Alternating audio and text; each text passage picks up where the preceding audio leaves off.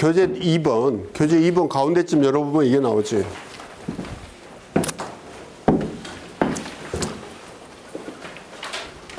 그렇죠? 우리가 보면 커뮤니케이션에는 포멀한 커뮤니케이션 딱 결정이 된 게 있고 인포멀 커뮤니케이션이 있다 이거. 이 시츄에이션 경우에 이 Can you analyze this problem에도 인포멀 커뮤니케이션이 있죠. 챕터에. 네? 식당에서도 잠깐 모여서 얘기하고 자기들이 또 브레이크 도중에 몇 명이 모여서 따로 얘기하고 정식으로 회의하는 데서만 얘기하는 게 아니고 그런 게 있죠. 그게 이제 인포멀한 커뮤니케이션의 일부다라고 보여주는 거예요. 그게 중요한 건 여러분이 잘 읽어보면 회의석상에서 그 공장장 블로그 있는 데서만 모든 게 얘기되질 않고 따로 모여서 담배 피면서 화장실 가면서 아니면 커피 마시면서 식당에서 많은 얘기가 나오는 거야. 그런 인포멀 커뮤니케이션이 어떻게 보면 더 중요할지도 몰라요. 더 중요하다는 건 어폐가 있어야 조심해서 들어야 돼. 포멀 커뮤니케이션보다 더 중요하다는 게 아니라 거기에 굉장히 크리티컬한 인포메이션들이 있다 이거예요.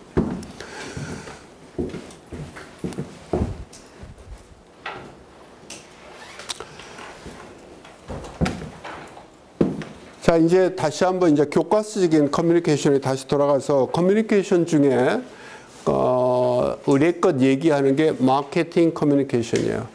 마케팅. 여러분들이 이제 그 회사 취직하고 그럴 때 대부분 뭐 회사 고르는 것도 좀 그런 경향이 보이지만 회사에 들어가서 어느 부서에서 일을 하고 싶냐 그러면은 내가 그 인기 부서가 몇 개 있더라고. 대부분 그래. 특히 인문계나 상경계 그리고 이쪽은 많이 그럽디다. 전략이라는 데가 굉장히 인기가 있고 전략기획부, 뭐 전략 사업실 뭐 이런데 둘째는 광고 홍보, 마케팅 이런 걸 좋아하더라고. 그게 근사하고 화려해 보이나 봐요. 그리고 이제 또 일부 사람들은 비서실 같은 것도 좋아하는 사람들이 있어요. 뭐 기획조정실 이런 거. 근데 나는 경험으로 그런 데 안 가려고 노력을 했지. 비서실은 절대 안 간다. 그런 생각을 어렸을 때 갖고 있었어요. 젊었을 때. 왜냐? 비서실 가니까 내 시간이 없더라고. 내 시간이. 응? 남 따라다니고 이렇게 남의 종속적인 위치에서 일을 해야 되기 때문에 굉장히 피곤하더라고. 옆에서 보니까. 그래서 나는 현업에서 한다고 그래갖고 영업을 많이 했는데 자, 여러분들이 이제 가면 영업이든 아니든 또는 현장에 있든 간에 요즘은 마케팅이 상당히 그 영향을 많이 주고 그 요소에 들어가기 때문에 이걸 알아야 돼요. 상식으로. 마케팅에 P, 네 가지 P가 있다. 야. 그게 상식이요. 가격, 제품, 유통, 판촉을 하고 전부 영어로 그렇잖아. Price, Product, Place, Promotion. 이게 이 요소를 잘 파악을 하면 마케팅의 대강을 알 수 있고 또 영업이든 이런 기업 활동에서 대부분이 파악이 된다. 이렇게 보시면 돼.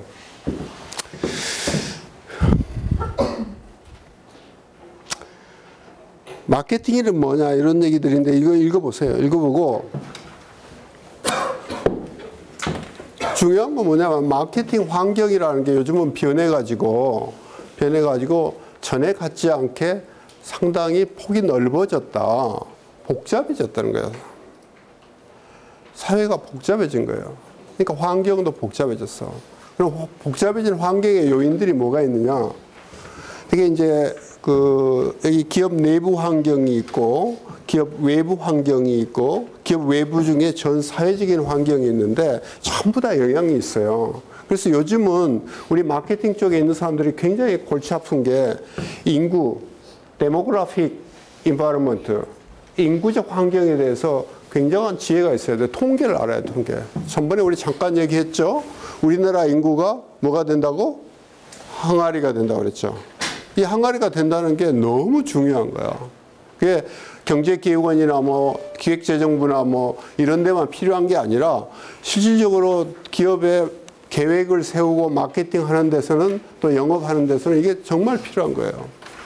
왜냐하면 소비자들이 어떻게 변해간다는 게 미리 예측하고 이해하고 한다는 게 제품, 가격, 유통, 한쪽에 모두 영향을 주거든요.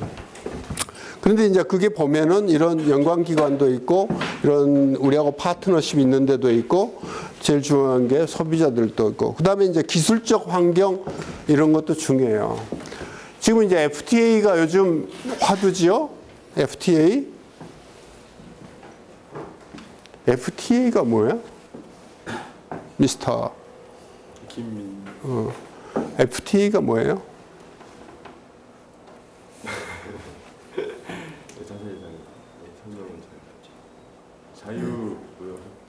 자유무역협정. Correct. Free Trade Agreement 아닙니까? 자유무역협정. FTA가 되면 뭐가 변합니까? 관세. 관세. 또 관세도 변하지. 시장의 구조. 관세가 변하니까 시장의 구조도 좀 변하고 또 시장이 넓어지잖아요. 그러니까 무역 장벽이라는 게 종전에는 국가 단위로 있었는데 그 무역 장벽을 없애자는 게 쉽게 얘기해서 FTA예요. 장벽을 없애자. barrier, trade barrier를 없애자. 그래서 시장이 한국과 미국, 한국과 EU 이렇게 따로따로 있었는데 가운데 있는 벽을 많이 없애서 그게 한 시장인 것 같이 만들자 그런 뜻이에요. 그렇죠? 그러면은 시장이 커지니까 그 시장의 대규모가 되면서 여러 가지 경제적인 효과 또 시너지 그런 게 생긴다 하는 게 이제 아주 단순한 논리예요. 우리같이 무역 의존도가 높은 데는 좋은 걸로 보이지. 근데 이제 그럼 왜 이렇게 시끄럽냐? 왜 이렇게 시끄럽냐? 거기에 이제 정치적인 구호를 빼놓고 시끄러운 데 대한 몇 가지 쟁점들이 있어요. 근데 여러분들 이거 조금 이해할 필요가 있어요. 그러니까 내 주장, 내가 오늘 그거 얘기할 건 아니고요. 잘 모르고 나도.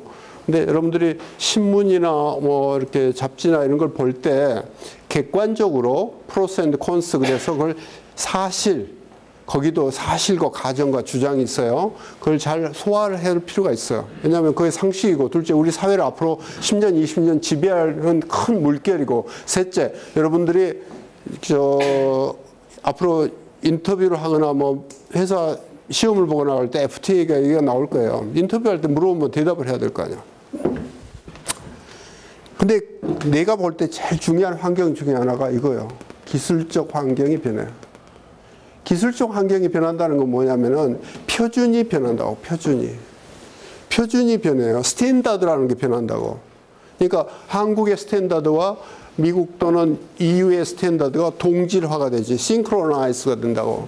동질화가 된다는 건 뭐냐, 뭐가 좋다 나쁘다를 떠나서 기준이 어저스트가 되면서 이렇게 같은 선상에 놓이게 된다 이거지. 그게 굉장히 많은 변화를 가져올 거예요. 사회 곳곳에, 개인까지. 그게 이제 어떤 사람한테는 그게 좋을 수도 있고 어떤 단체한테는 어떤 단체나 개인한테는 굉장히 안 좋을 수도 있지. 법률적 환경도 변해요. 그다음에 이제 경제적 환경 말할 것도 없이. 그러니까 이제 이런 게 그 시끄러운 이유가 그만큼 환경에 주는 영향이 크기 때문에 시끄러운 거예요. 중요하니까.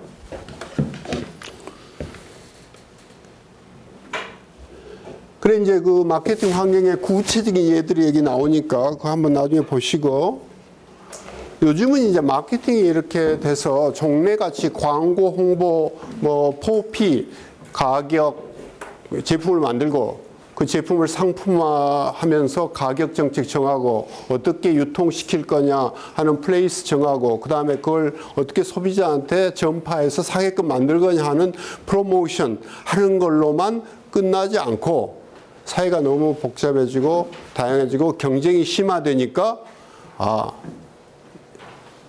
이걸 좀 더 효과적으로 하기 위한 방법이 뭘까 하고 그냥 경영학자, 마케팅학자 할 것 없이 엄청나게 연구를 한 결과 요즘 나온 얼마 전까지 유행했던 게 인티그레이티드 마케팅이야. 통합 마케팅. 통합 마케팅이란 뭐냐? 마케팅이 단순히 마케팅 부서나 영업에서만 하는 게 아니라 회사의 전 조직이 같이 참여해서 마케팅에 참여해서 그 의사 결정이 돼야 된다 이거예요. 중요한 게 뭐냐면 아까 마케팅의 정의에도 나오는데 전에 이거 읽어봐요.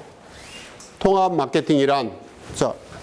통합적 마케팅이란 고객 가치를 출발점으로 해서 경쟁 상대보다 뛰어난 가치를 제공하기 위해 기업을 개혁하는 작업, 즉 연구 개발부터 패키징, 제조에서 유통, 영업에 이르기까지의 모든 과정이 고객에게 가치를 제공하기 위한 본질적인 역할을 수행한다는 개념을 가지고 전사적 활동의 중심으로서 마케팅 활동을 한다.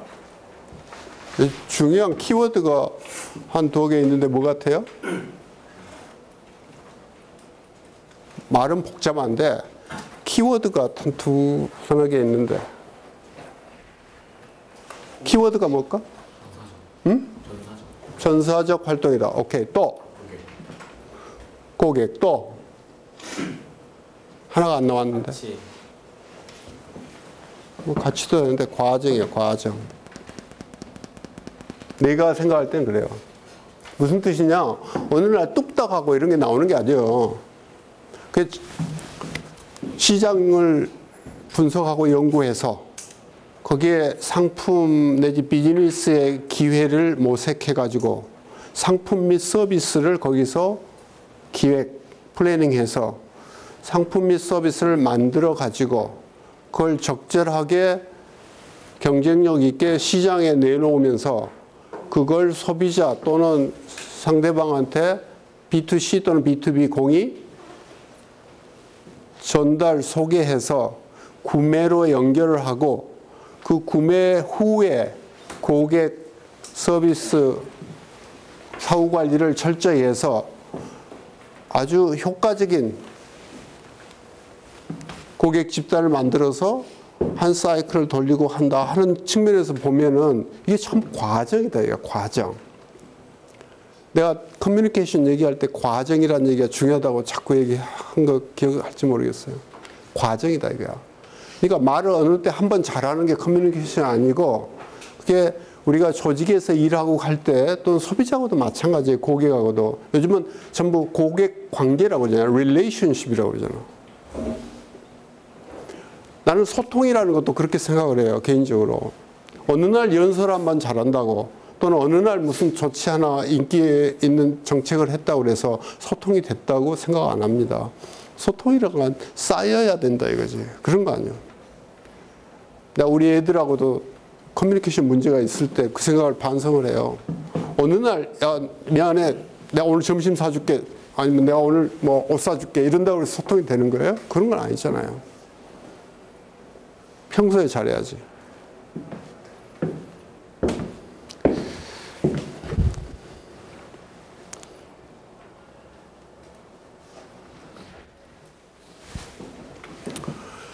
다시 그 시츄에이션으로 돌아가지고 우리가 오스카 버거 공장장이 어떻게 문제를 분석해 어떻게 풀었는가 다시 한번 생각을 해보세요. 그러면은 이 사람이 이 기계, 노무 인사, 생산 계획 이걸 전부 관장하는 사람 아닙니까? 공장장이니까. 예? 그러니까 거기서 아까 통합적 마케팅하고 비슷하게 각가지 인터액션, 상호작용이 이루어지는 거예요. 조직이란 게 그런 거예요.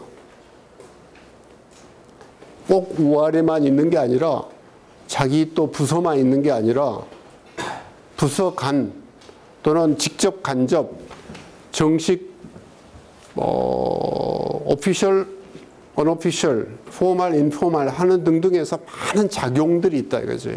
그 작용이 다 파악이 돼야 제대로 파악이 돼야 문제가 분석이 되고 의사결정이 똑바로 내려진다 이거예요. 근데 이제 우리가 경험을 했지만 이런 많은 문제에서 우리가 헷갈리기가 쉽죠. 헷갈리기가.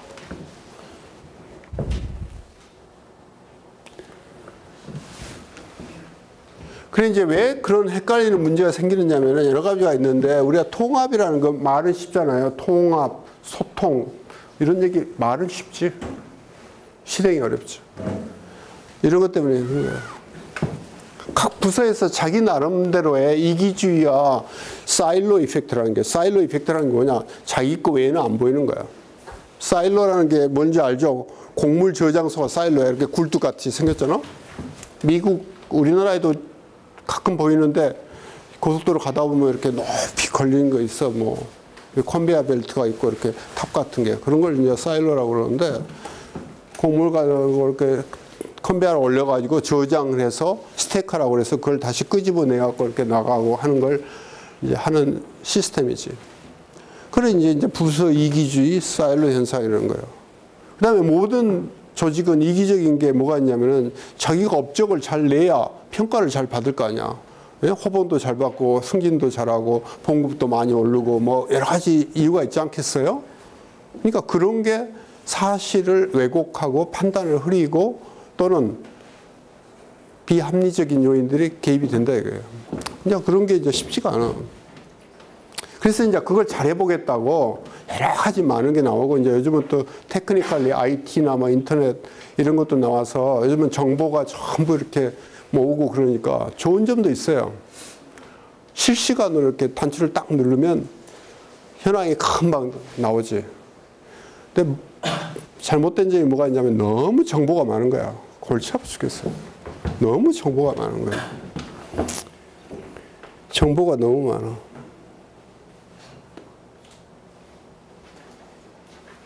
그래서 이제 시장이 변하는 건 전에 잠깐 얘기했지만 지금은 생산자 중심이 아니고 소비자 중심으로 변한다고 그랬죠. 유통을 넘어서 고객 중심으로 변한다. 그래서 이 고객 중심으로 변하기 때문에 우리가 회사에 들어가서 일을 할 때 커뮤니케이션이라는 게 뭐냐? 고객과 커뮤니케이션 한다. 그럼 고객과 커뮤니케이션 하기 전에 중간 단계에 수많은 요인들이 개입이 되기 때문에 이게 다 연결이 돼 있어요. 연결이 되기 때문에 쉽지가 않아. 근데 또 재미도 있지. 재미도 있다고. 재미가 있으니까 거기서 차별화가 생기고 경쟁을 잘 할 수도 있어요. 우리 회사가 직원이 360명 정도 되는데, 정규 직원이 일용직, 그러니까 비정규직까지 한 400명 돼요. 많이 늘었어. 지난 2년, 3년 동안. 매출은 그렇게 크지 않고 뭐 4천, 한 4, 500억 하는데 올해. 렌스 자동차 4천 한 200대 올해 팔 것 같은데 조금 예상보다 덜 팔았어요. 어제가 11월 30일 아니었어?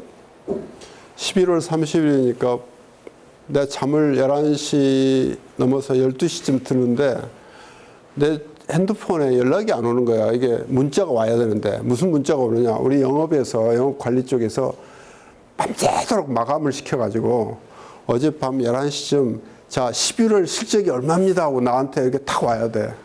근데 어제 안 오는 거야. 되게 보면 여자 과장이 책임자고 4명이 일을 해요. 전부 여자들이야. 이 친구들은 월말이 되면 한 2, 3일씩 밤을 새요. 왜냐하면 마감이 몰리니까. 복잡하거든. 일이 막 돈이 수억씩 차 한 대에 인력 하니까 막 그렇게 올라오고 복잡하지. 근데 이제 그 사람들이 책임감이 있으니까 밤을 샌다고. 근데 어젯밤에 연락이 안 오는 거야, 나한테. 그래서 내가 이상하다. 그러고 아침에 출근을 하는데 그게 기분이 안 좋은 거야. 연락이 안 왔다는 건 뭘까? 나 혼자 가정을 해보는 거지. 사실은 모르고. 아, 우리가 팔겠다는 숫자보다 많이 떨어진 모양이다. 나 이런 생각도 해보는 거지. 아니면 내가 일하다가 어디 아픈가? 그런 생각도 하고. 응? 그런 온갖 상상을 하다가 출근해서 딱 찾아보니까 사람도 없어. 늦게 나와. 당연히 늦게 나오지. 왜냐? 밤을 샜으니까. 라고 이제 30분 지나갖고 단신이 알았으니까 어제 얘기한 숫자, 원래 목표보다는 조금 떨어지는데 얘기한 숫자하고 비슷하게 나왔어요. 비슷하게 나왔는데 이 핸드폰, 스마트폰에 문자가 안 오니까 그렇게 불안한 거야. 혼자서 가정을 하고 몽상을 하고 그런 거야. 오늘 아침에 근데 내가 야단칠 수가 있어야지. 그래서 웃다가 왔어, 웃다가.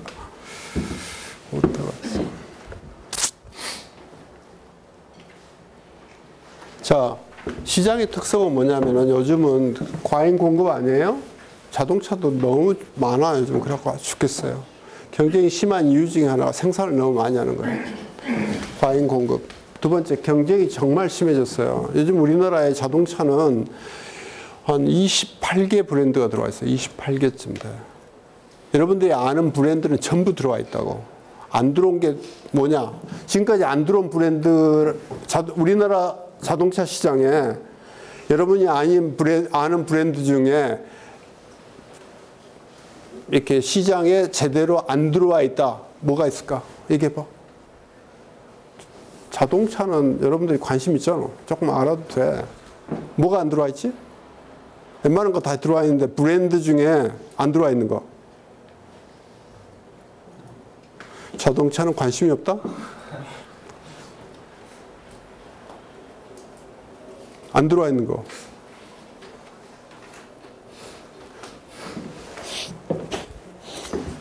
야, 어떻게 해야 이걸 바꾸지? 다음 학기에는 우리 수업을 1시간쯤 우리 회사로 와서 한번 해보면 되겠어. 자동차 구경하면서. 네?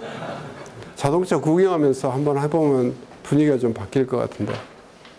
피아트 같은 게 안 들어와 있잖아요, 아직. 내년에 들어와요. 내년에 들어오는데 피아트 안 들어와 있고 뭐 시트로엥, 불란서 시트로엥도 안 들어와 있고 이제 그러는데 좌우간 정말 많이 들어와 있어. 그래가지고 현대 기아 말고도 브랜드가 정말 많아요. 여러분들이 이제 사회 가면 다 자동차 살 거 아니야. 근데 이제 지금 힘든 게 뭐냐면 경쟁이 심화되다 보니까 고객들이 그걸 금방 알아요. 요즘은 셀러스 마케트예요, 바이어스 마케트예요? 바이어스 마케트. 바이어스 마케트라는 게 뭐냐? 바이어, 고객들이, 구매자들이 주도권을 갖는 마케트라는 게 바이어스 마케트예요. 전에는 셀러스 마케트였다고. 만든 쪽쪽 팔렸고, 뭐, 사기 싫으면 관두세요. 이런 자세가 있었는데 요즘은 그게 아니에요. 그러다 보니까 여러분 광고 엄청나게 많이 오잖아. 예? 아침에 신문 삽시 오면은 보는 사람이 있는데 태반은 보지도 않고 쓰레기통에 버리지. 그렇잖아요? 그거 뭐 여러분들 뭐 지하철부터 시작해서 뭐 온갖 동네 가봐요. 전부 광고가 많지. 근데 광고가 커뮤니케이션이라고 생각하게 될 정도로 많은 거예요. 근데 실제로는 그렇지 않다는 거지. 실제로는 그렇지 않다.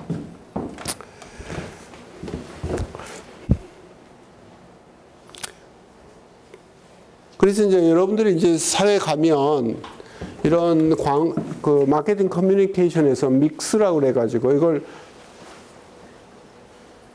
합리적으로 이렇게 잘 정리해서 종합적으로 접근을 하자 하는 그 움직임이 여러 개 있어요. 아까 인티그레이트 마케팅도 그렇고 보통 우리가 얘기하는 마케팅 커뮤니케이션 믹스라는 것들이 광고도 해야 되고 판촉도 해야 되고 PR도 해야 되고 인적 판매도 해야 되고 그러는 거예요.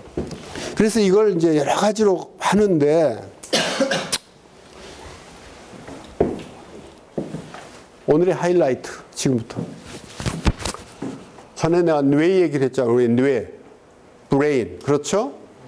브레인 얘기를 했는데 요즘 지난 한 30년간 사람의 브레인, 뇌와 신경, 그 다음에 우리 그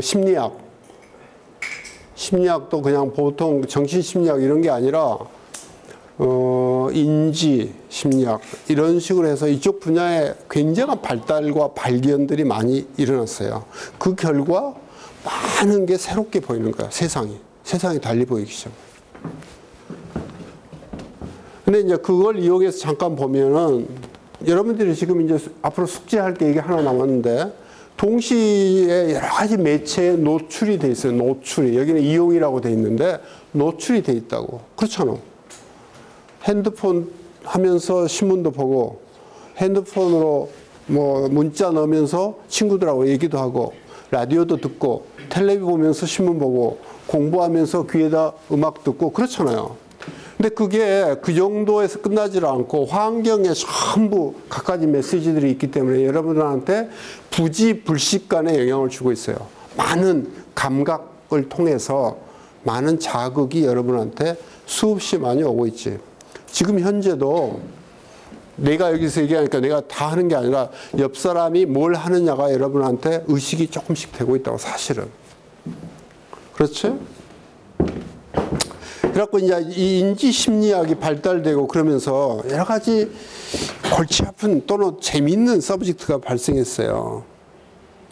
그래서 이제 지금 동시 다매체를 노출이 된데, 우리가 조사를 해보니까 소비자 중 70%는 동시에 여러 가지 매체를 사용하거나 노출이 돼 있는 거야, 노출이. 그러니까 광고라는 게 과연 효과가 있나? 거기에 대해 퀘스천이 생기기 시작했어. 조선일보 일면 이 풀 광고의 가격이 얼마인 줄 알아요? 아는 사람? 조선일보 이렇게 일면 전면 광고 앞쪽 얼마쯤 될까? 하루? 응? 500만 원. 500만 원. 또 3천만 원. 한 5천에서 6천 정도 해요. 하루에 5천에서 6천만 원 한다고.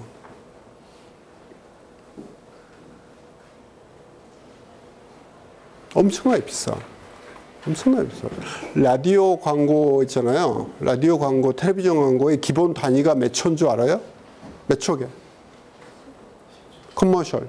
15초, 15초. 15초. 15초를 텔레비에 공중파로 광고하면 돈이 얼마가 드는지 여러분 아마 깜짝 놀랄 거야. 라디오 광고도 돈이 정말 많이 들어요. 예? 그것도 라디오 광고가 시간대마다 또 인기에 따라서 전부 달라. 손석희가 나오는 그 7시에서 8시까지 그 시간에 15초하고 황정림 이런 사람은 음악 하는데 거기에 내는 거하고 차이가 뭐 몇 배씩 나요. 근데 이제 중요한 건 뭐냐면은 이렇게 라디오도 청취하면서 여러 가지를 하고 그런다 이거야. TV 청취할 때 들고. 이게 다 조사한 결과 나오는 거야. 우리나라도 마찬가지야, 이거. 이거 미국 자료지만. 응? 그래서 우리나라에서 조사를 해봤어요. 대학생들 데리고 2008년에 조사를 해봤는데 여러분 자료에 나와 있지만 이렇게 동시 다매체로 여러분들이 노출이 돼 있다고 조사가 됐어요. 요즘은 더 할 거야. 그러다 보니까 무슨 문제가 생겼냐면은 아까 이제 인지심리학 얘기인데 도대체 사람들이 제대로 커뮤니케이션에 반응이 있나? 이런 문제가 생기기 시작한 거예요. 반응이 있나? 반응이 있다는 전제하에 광고를 5천만 원씩 주고 하는데 한 면에 반응이 없으면 그거 엉터리잖아. 그렇지? 그러니까 재미있는 서브젝트가 됐어. 재미있는 서브젝트가. 근데 인지심리학에서 뭐가 얘기했냐면 나 전번에 얘기한 대로 지각과 인지가 다르다고 그랬죠. 지각과 인지가 다르다. 우리가 오감을 통해서 또는 무의식을 통해서라도 많은 감각이 우리한테 주는데 그게 여기서 저장이 되고 걸러지면서 우리 의식적 무의식적으로 우리가 갖고 있는 걸 인지라고 그러는 것 같아요. 근데 이게 이제 여러 가지 여기서 많은 얘기가 나왔고, 그래 이제 우리가 편향이니 뭐 비합리적이니 그동안 조금씩 배웠잖아요.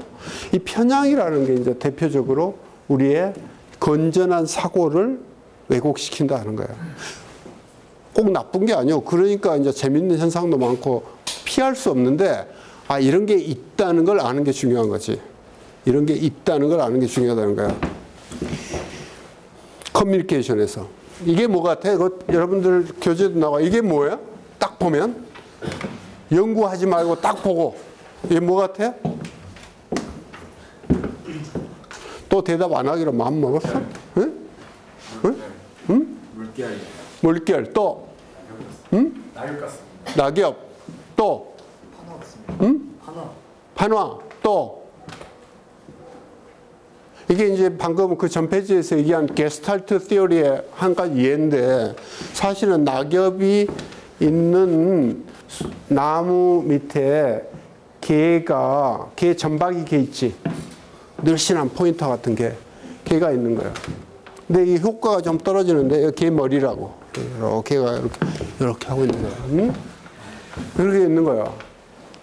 근데 이게 왜 개같이 안 보이냐 이거야. 왜 개가 있는 걸로 안 보일까요? 그게 퀘스천이야. 뭐냐? 게스탈트 시오리라는 게 뭐냐면은 전체 우리가 인지해서 지각으로 받아들여갖고 인지하는 거에 개체의 합이 전체가 아니다는 거야. 개체의 합이 전체가 아니다. 개체의 합과 전체가 다를 수 있다. 이 얘기야. 그 얘기는 뭐냐? 우리가 여기 지금 한 40명 모였잖아요.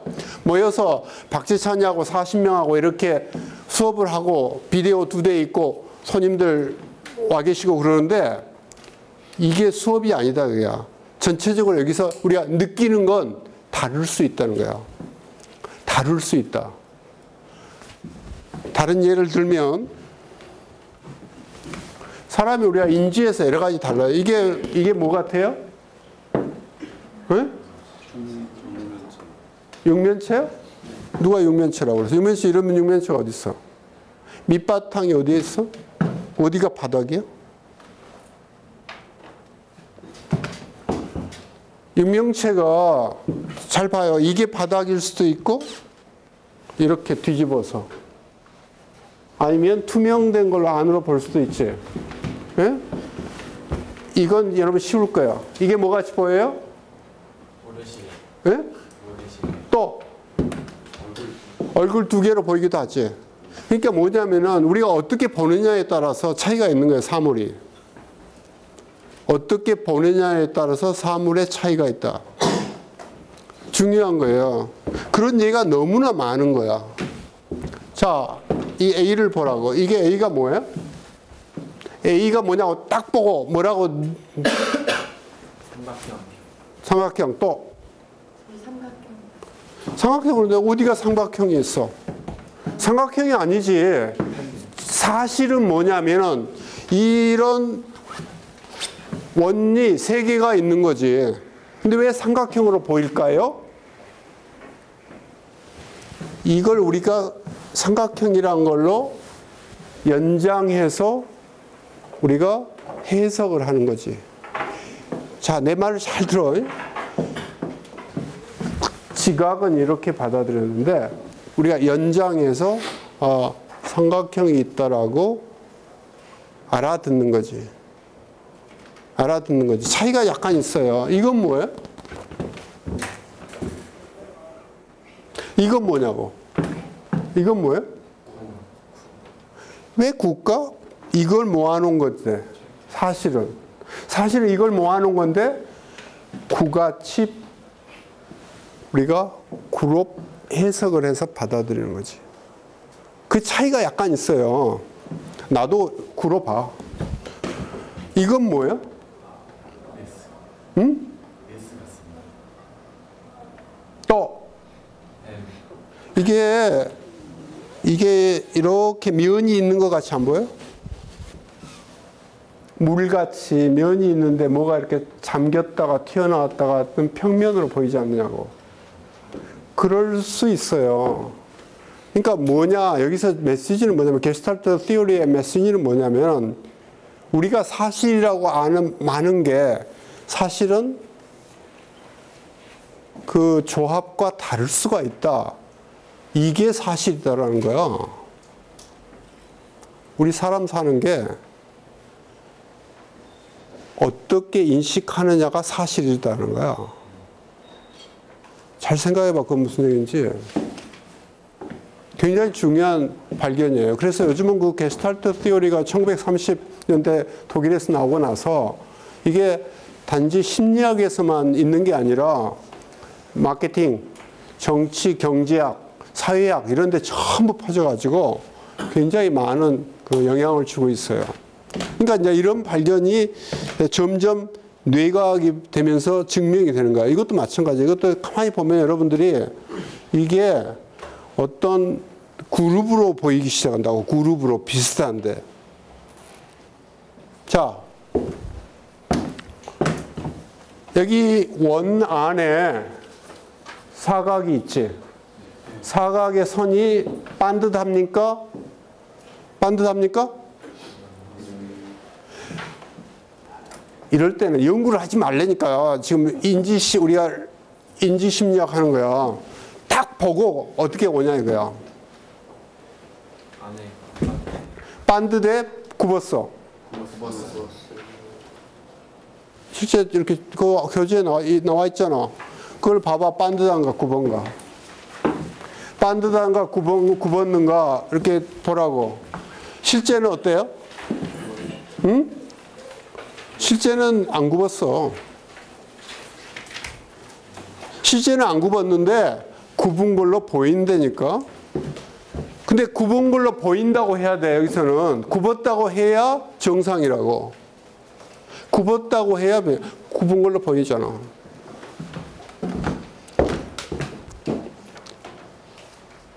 그래서 이 광고 커뮤니케이션이 너무 많고 여러 가지 자극이 한꺼번에 오다 보니까 이런 이제 다음 시간에 이제 이거 끝나고 바로 숙제 내드리고 다음에 이제 내가 창의적 사고할 때 조금 더 얘기를 하겠지만은 우리가 소위 로지컬하게 생각하는 커뮤니케이션 메시지가 오면 내가 메시지를 제대로 받아서 100% 그걸 합리적으로 제대로 소화해 가지고 이해하고 또 필요하다면 전달하고 하는 게 가능하다. 문제가 없다라고 얘기를 해왔고 그렇게 배워왔고 그렇게 훈련을 받아왔는데 꼭 그런 게 아니다. 꼭 그런 게 아니다. 거기에 한계와 제한과 함정이 있고 거기에 변형들이 있다. 이런 걸 아는 게 세상을 아는 거다. 이런 얘기예요. 옳다 그러다 얘기를 하는 거 아니에요? 옳다. 내가 전에 얘기했나? 요즘은 그 증인 쓰는 거 있잖아요. 법원에서 증인 쓰는 거. 증인 쓰는 거에 문제점이 드러나기 시작했어요. 증인 쓰는 거에. 이렇게 손 탁 하고 본인은 양심과 뭐 사실에 근거하여 있는 그대로 있을 것을 얘기할 걸 엄숙히 선서합니다. 뭐 이런 식으로 하잖아. 근데 그거 함부로 하지 말라는 거야. 또 그걸 너무 함부로 받아들이지 말라는 거야. 왜냐? 자기가 봤다고 하는 게 자기가 보고 싶은 거 또는 자기한테 편향이 돼 있는 앵커링 돼 있거나 자기의 익숙한 걸 보는 경향들이 있다 이거야. 근데 많은 사건을 놓친다는 거야. 디테일을. 그래서 억울한 사람이 많이 튀어나와요. 억울한 사람들이. 억울한 사람들이 많이 튀어나온다고. 그게 미국이나 이런 데서 증명이 돼서 나와요. 증명이 돼가지고. 그래갖고 잘못 증인 서가지고 남이 7년, 8년 막 감옥에 있다가 나중에 진짜로 요즘은 DNA가 검사를 하고 이런 게 과학적인 바이올로지컬 에비던스가 발전이 많이 돼가지고 과학적 수사가 나중에 이 사람이 아니구나. 범인이 따로 있구나. 이런 경우가 너무 많은 거야.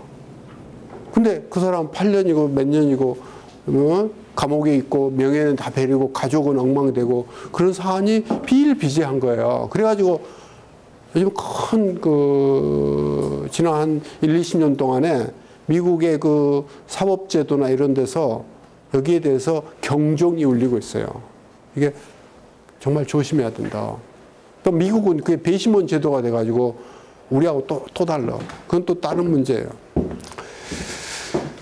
근데 이제 이런 매체 환경에서 우리가 있는데, 이 매체 시너지에 발생하는 걸 피할 수가 없잖아, 우리가. 피할 수가 없잖아. 우리가 달나라로 가서 혼자 살 수도 없고. 피할 수가 없으니까 어떻게 해야 되느냐. 이걸 제대로 이해를 할 필요가 있다. 이해를. 그러면 이제 광고 커뮤니케이션에서 왜 저렇게 할까? 이걸 권장하는 사람들, 이걸 권장하면 좋게 얘기해서 학자적 양심에서 권장하는 사람이 있고 좀 나쁘게 얘기하면 장사하려고 권장하는 사람들이 있지, 광고업자니. 시너지 효과가 있다고 얘기하는 거야. 시너지가 있다. 야, 그거 라디오 광고도 하고 텔레비전 광고도 하고 신문 광고도 하면 그게 상승작용을 일으켜가지고 훨씬 전달이 잘 되고 흡수력이 있을 거야. 이렇게 얘기하는 게 이론이라고. 지배적이었지, 지금까지. 근데 과연 그럴까? 그런 것도 한번 따져볼 필요가 있어요. 과연 그럴까? 이게 이제 보통 얘기하는 거지. 근데 또 우리가 매체가 너무 많다 보니까 내가 본인이 또는 그 환경에서 주된 매체하고 보조적인 매체들이 있을 때 이 상호작용은 어떤 걸 보여주나 이런 것도 이제 퀘스천이라고. 요새같이 또 개인 스마트폰 같이 개인 PC가 발달한 경우에는 더더구나 그런 거예요. 지금 수업에도 마찬가지예요. 내가 여러분들한테 얘기는 안 해서 그렇지 여러분 중에 많은 사람은 다른 생각을 하고 있을 수 있다는 거 나 인정해요. 왜냐하면 요즘 시대가 그러니까. 주 매체는 박지찬이가 내가 보이스로 하는 게 주 매체인데 이거하고 여러분들은 보조 매체에 더 신경을 쓸 수 있지. 훨씬.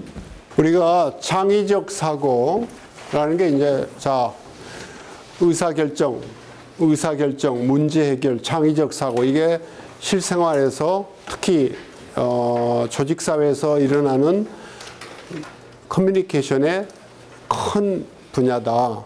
그래서 우리가 의사결정과 문제 해결에 대해서는 뭐 대강 훑어봤어요. 나머지 하나가 창의적 사고예요. 창의적 사고. 자기가 창의적이라고 생각한다는 사람 손 들어봐요. 나는 내가 창의적이라고 생각한다. 한양대학생은 대답을 안 하기가 특징이다. 자기가 창의적이라고 생각하는 사람. 왜 부끄러워해? 나 대답을 바꿔볼게. 자기가 창의적이 아니라고 생각하는 사람. 와, 절반이네? 나머지 절반은 창의적인데 대답을 안 했다는 거지. 절반으로 나뉜다고 보고. 두 번째 질문. 창의성이란 타고나야 된다고 생각하는 사람. 선천적이다. 타고나야 한다. 라고 생각하는 사람. 아니다. 창의성이란 후천적인 거다. 내가 배우면 할 수 있다. 나머지 사람은 잘 모르겠다 이거지. 내가 오늘부터 얘기하려는 건 뭐냐. 아니 오늘이 아니라 이 남은 시간에 얘기하려는 건 뭐냐면 창의성이란 게 우리가 익힐 수 있다. 우리가 창의적이 될 수 있다 하는 거예요.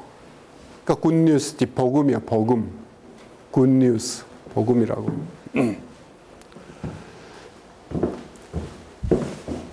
짧은 시간에 잠깐 훑어볼게요. 우리가 이제 요즘은 하도 창조, 창의성, 창의적, 크리에이티브 이런 얘기가 주변에 너무 많잖아.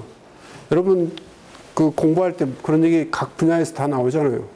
내가 이거 전에 안 보여줬죠, 여러분? 박범신이라는 사람 알아요?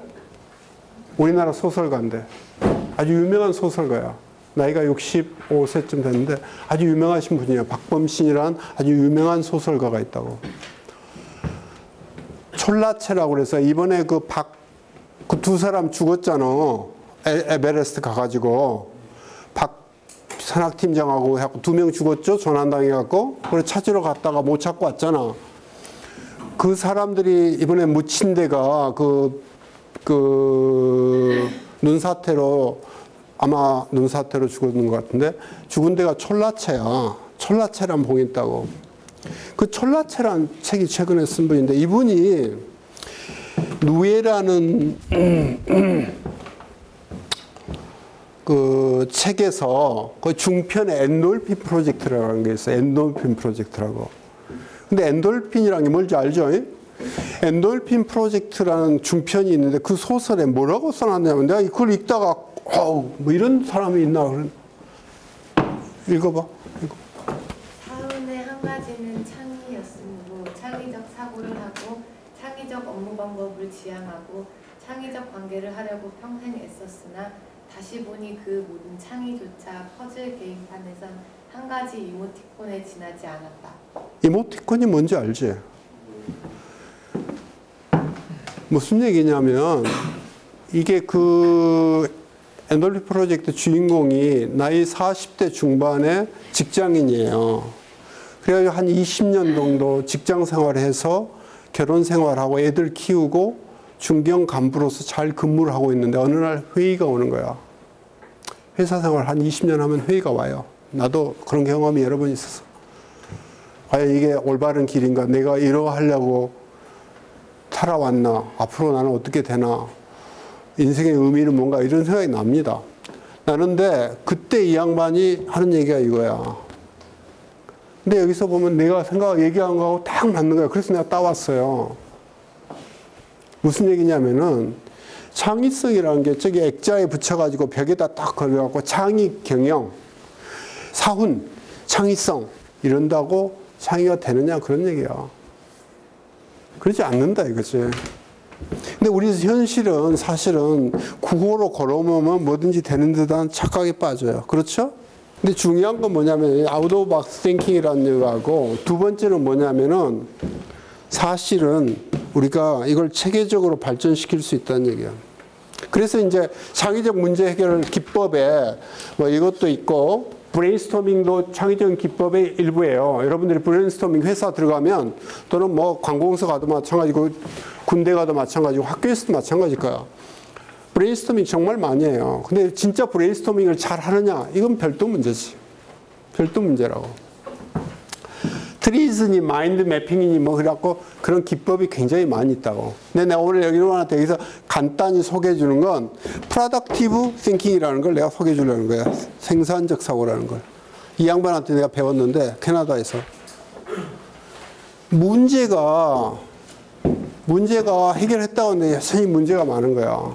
그래서 문제를 해결했다고 하는데 문제가 계속 많고 상황이 너무 복잡하고 이렇게 쉽게 게임 정도로 푸는 문제가 아니면은 어떻게 진짜 크리에이티브 해줄 수 있느냐. 그 방법이 없냐를 고민을 해서 내가 전에 보여준 Think Better라는 책에 나와요. 그걸 내가 훈련도 받고 번역도 내가 직접 했거든. 출판도.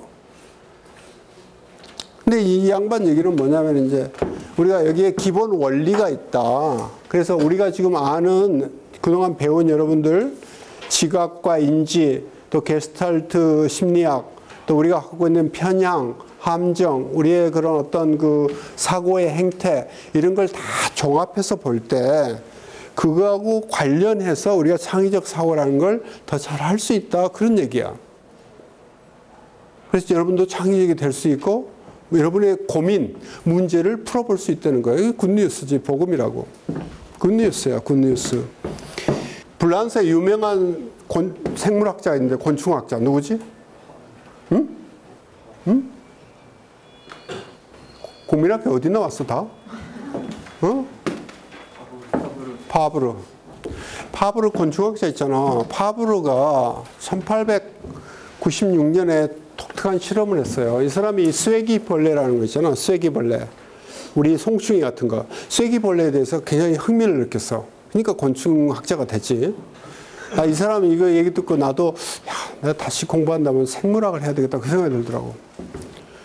쐐기벌레가 재밌다는 거야 이 사람은. 근데 거기에 학명으로 행렬을 쐐기벌레라고 번역할 수 있는 독특한 쐐기벌레를 연구하기 시작했어. 이 쐐기벌레는 뭐냐? 이상하게 쫄쫄쫄 줄을 서서 행진하는 습관이 있어요. 쐐기벌레가.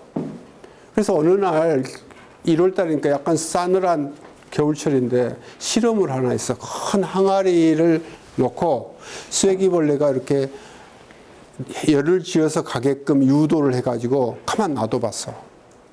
그때 쐐기벌레가 무슨 습성인지 앞에 가는 사람이나 가는 동료의 무슨 책을 보는지 냄새를 맡는지 모르겠는데 쫄쫄쫄 따라가니까 이렇게 원을 지어서 이렇게 쫄쫄쫄쫄쫄 가는 게 형성이 됐어. 가만 놔둬봤어. 관찰하고. 그때 얘들이 계속 도는 거야. 얼마를 돌았느냐? 6일 밤낮을 돌았어. 얘들이. 우리 시간으로 6일 밤낮을 돌았다고. 쐐기벌레의 보폭이 얼마일까요? 생각해보라고. 그걸 우리가 그래갖고 6일 밤낮이 지나니까 얘들이 지쳐서 무너지기 시작했어. 이탈자가 생기고. 그걸 우리 한 사람의 보폭으로 계산을 해보니까 500번을 얘들이 돌았는데 0.25마일 도는 건데 그걸 계산을 해보니까 90마일을 간 거야. 90마일이면 한 140 140km쯤 돼요. 마라톤 3.5회 뛴 거에 나오는 거야. 마라톤 3.5회. 밥도 안 먹고. 그래서 어땠다는 거야. 뭐 이상한 것도 다 있네. 이런 반응이 있을 수 있지. 근데 파브르가 여기서 중요한 걸 발견했어. 왜 이런 일이 일어날까? 생물이. 우리 인간에게는 이런 특성이 없나? 우리 인간에게 이런 게 없는 것 같아? 인간에게도 똑같다는 거야.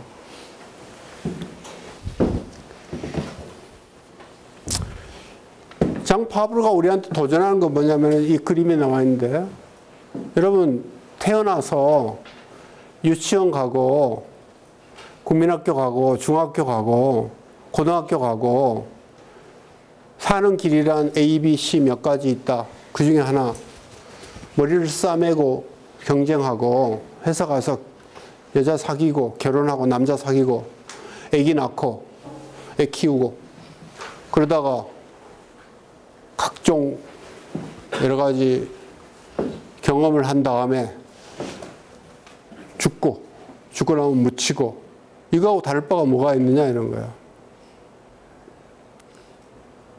이것도 어떻게 보면 우리가 과거부터 해왔다는 그런 것 때문에 무작정 따라하는 거 아니냐라고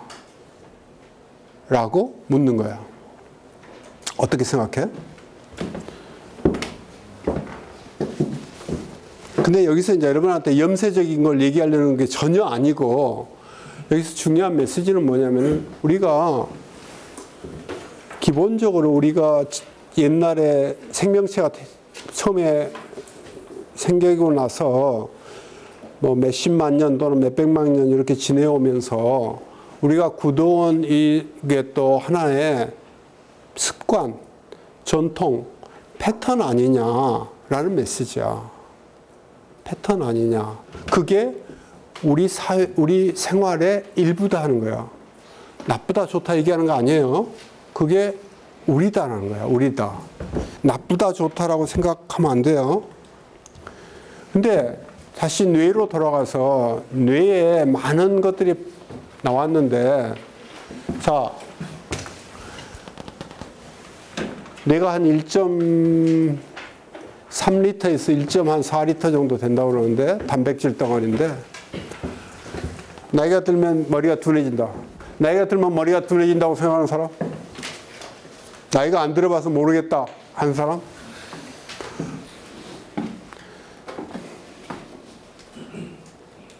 언제 나하고 얘기 좀 할래? 술을 한 잔 사줘야 되겠구만, 맥주를. 응? 그러면 얘기 좀 할 것 같아.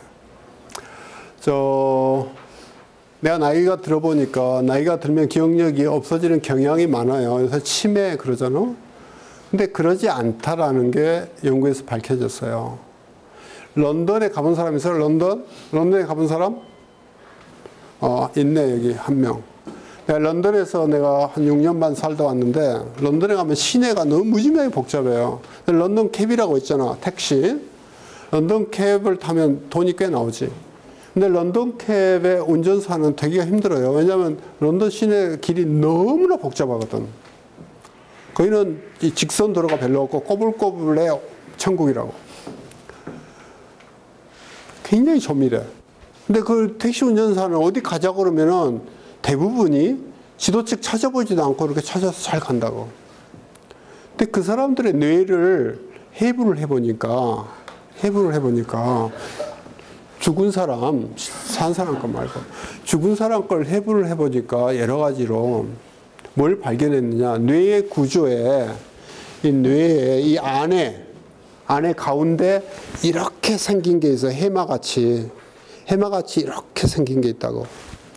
그 간뇌라고 하는데 그쪽이 이상 발달이 돼 있는 거야.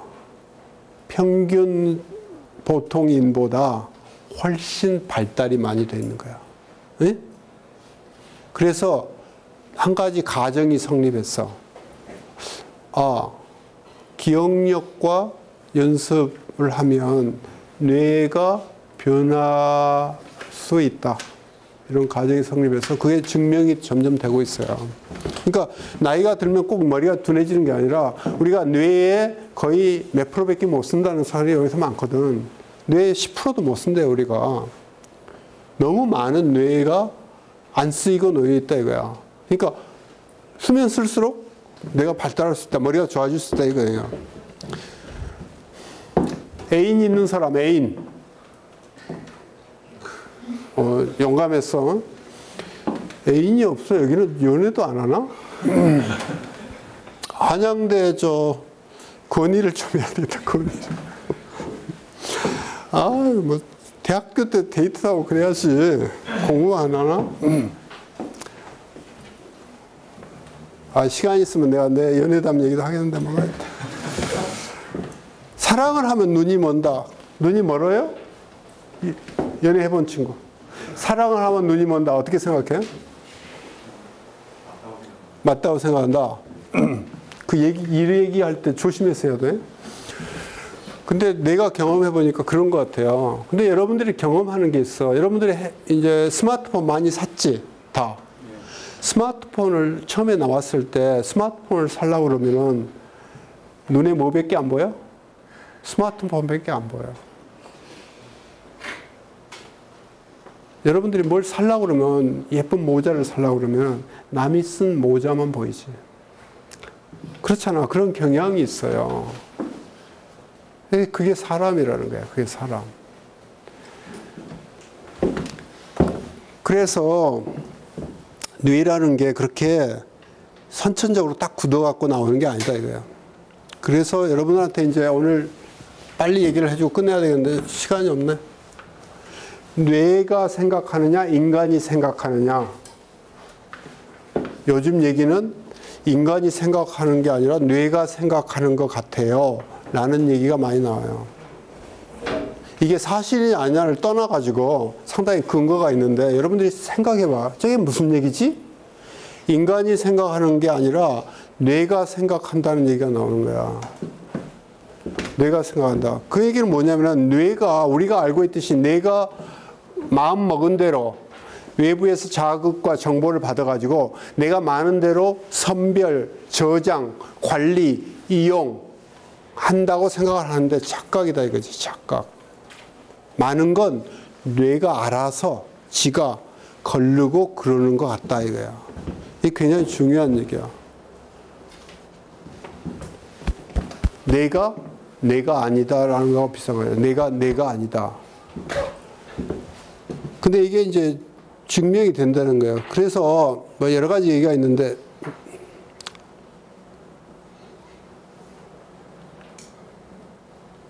시간이 없으니까 좀 지나가죠. 이 얘기만 하고 끝내야 되는데 시간이 너무 없네.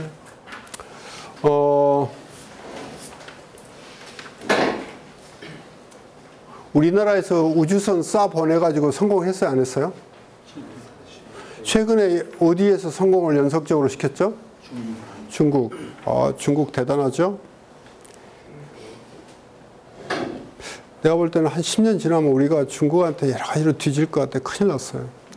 큰일 났는데 걔들의 인구도 너무 많고 믿을 수도 없고 큰일 났어. 어떻게 해야 될지 모르겠어.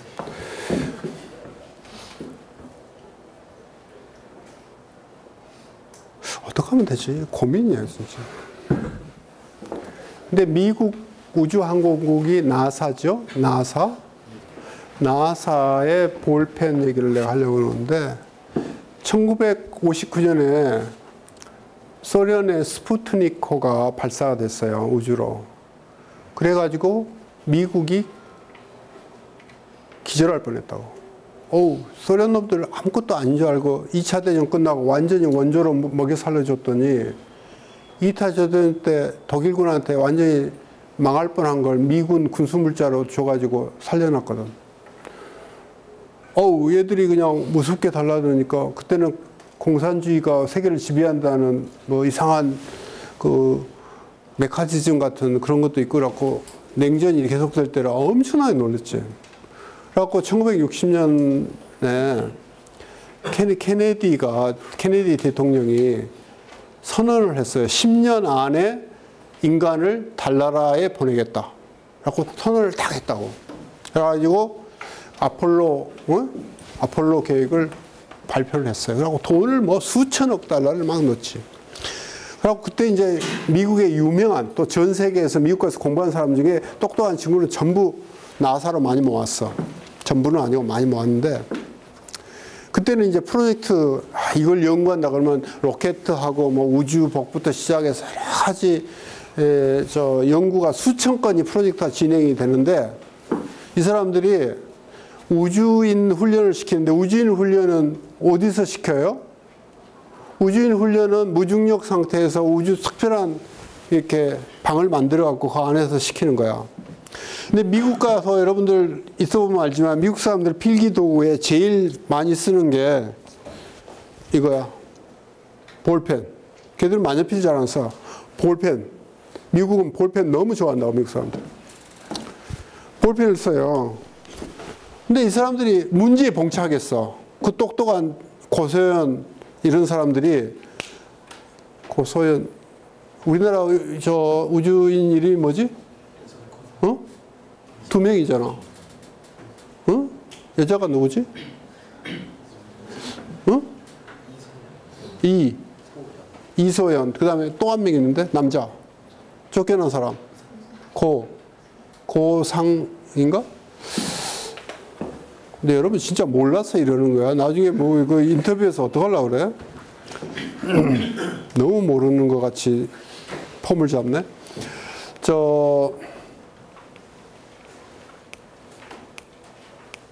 그 똑똑한 사람들이 문제 봉착하니까 훈련을 받다 보니까 무슨 문제냐면은 볼펜이 안 쓰이는 거야. 볼펜이 쓰여지지가 않아. 글자를 못 쓰겠는 거야. 왜냐하면 우리나라 그 이소연, 미스터 고 이런 사람들도 전부 과학자들이에요. 카이스트 같은 거 나오고 다 유명한 사람들이라고. 공부 많이 하는 친구들. 군인들이 아니고. 그러니까 이 우주인들은 과학자들이에요. 기술자도 되고. 우주에서 각종 실험을 하고 그러면 전부 적어야 될 거 아니야. 근데 안 쓰이는 거야. 왜 안 쓰이지? 무중력 상태니까 잉크가 흐르질 않는 거야. 잉크는 중력이 있어야 흐를 거 아니야. 그러니까 조금 쓰다가 멈춰버린 거야. 그러니까 이 사람들이 큰일 났어. 그래갖고 이걸 문제로 아까 시츄에이션 같이 그 버그 공장장 같이 보고를 해가지고 프로젝트 승인을 딱 받았고 프로젝트 무중력 상태에서도 쓸 수 있는 볼펜 만들기 프로젝트를 딱 시작해서 수백만 불의 예산을 딱 받았어. 그래갖고 1년 동안 과학자들이 탁 동원이 돼갖고 열심히 연구했어. 연구를 하니까 1년 후에 뭐가 나왔느냐. 물속에서도 쓸 수 있는 볼펜이 나온 거야. 기가 막히지. 근데 요즘 물속에서 쓸 수 있는 볼펜 요즘 봤어? 없잖아. 근데 그때 만들었어요. 그래갖고 1년 동안 돈 많이 쓰고 그래갖고 이제 빙고 하고 만들었다 그래가지고 이제 딱 해가지고 가만히 있어봐. 저 소련 놈들은 어떻게 하지? 그리고 싹 봤어. 소련 놈들은 해결책이 옛날부터 있어서 뭐가 그게? 연필을 쓰는 거야. 연필을. 여기서 문제는 뭐냐면은 문제가 뭐예요? 처음부터 연필로 안 갔다는 게 문제예요? 문제는 뭐냐면은 왜 볼펜이라는 데 집착을 했느냐가 문제야. 무중력 상태에서 필기를 할 수 있는 방법이 뭔지를 찾아보지 않고 문제를 거기에 고착이 돼가지고 볼펜에 무중력 상태에서 쓸 수 있는 볼펜을 만드는 걸로 문제를 해석한 거야. 문제가 잘못 해석이 된 거지. 그러니까 엉뚱한 일이 벌어진 거야. 엉뚱한 일이. 볼펜이 문제가 아니라 필기가 문제였지. 필기가. 근데 왜 이런 일이 벌어지느냐? 우리가 머리가 딱 굳어 있는 거야. 옛날부터도 굳어 있고, 그 다음에 우리가 어렸을 때부터 집에서, 학교에서, 사회에서 훈련을 받는 식으로 사고가 굳어 있기 때문에 대부분의 경우에 그렇게 생각하게끔 돼 있다고. 그 벗어나는 게 힘이 들어. 그 예를 얘기해 주는 거야. 그러면 어떻게 창의적이 되냐? 그러니까 창의적이 안 된다 이거지.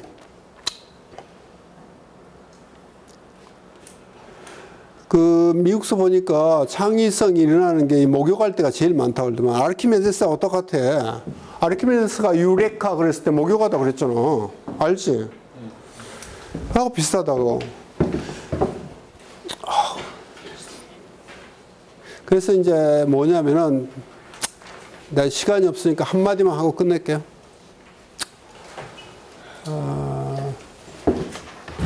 에디슨이 시도한 건 뭐냐면은, 시도한 건 뭐냐면은, 남이 안 해본 걸 자꾸 해본 거예요. 남이 안 해본 걸.